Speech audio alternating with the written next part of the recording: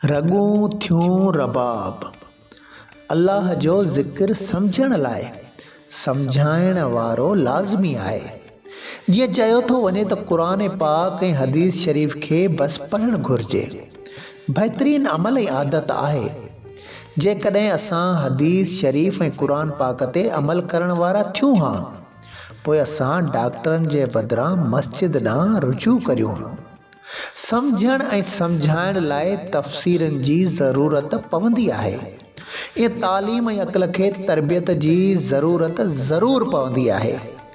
पाण करीमन सल्लल्लाहु अलैहि वसल्लम जे असहाबन सगोरन रज़े जा मान मर्तबा तॾहिं वधिया जॾहिं उन्हनि खे उन अज़ीम हस्तीअ जी सोबत नसीब थी।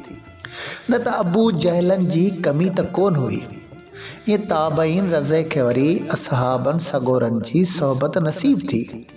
उन बतिबे ताबईन खां ऐं अहल बैत करामन ऐं इमामन अलैहिस्सलामन खां विरसे ऐं तरबियतूं अची औलियाए करामन ऐं सालहीन ऐं कामिलीन ताईं पहुतियूं। जॾहिं त अञा बि हिन ॼटनि ऐं दजाली दौर में इंसान लभनि था, जेके अञा उन्हनि विरसनि जा वारिस हुअण सां गॾोगॾु ॿियनि ताईं पहुचाइण में मशगूल अमल आहिनि। उहे न्यापा नीह जा क़यामत ताईं क़ाइमु रहंदा ईंदा। अहिड़े ज़माने जी शिकवा शिकायत पंहिंजी जॻह ते, छो त जेको उनखे सम्झो उन ई उनखे हासिल कयो। असां जेकॾहिं ज़िक्र फ़िक्र खे न सम्झासीं त हासिलात परे जी ॻाल्हि आहे।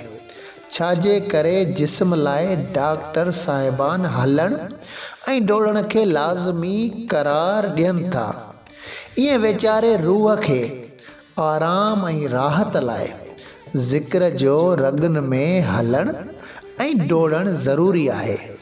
रगूं थियूं रबाब। मुसन्निफ़ सैयद ग़ुलाम हैदर शाह कलंदरी।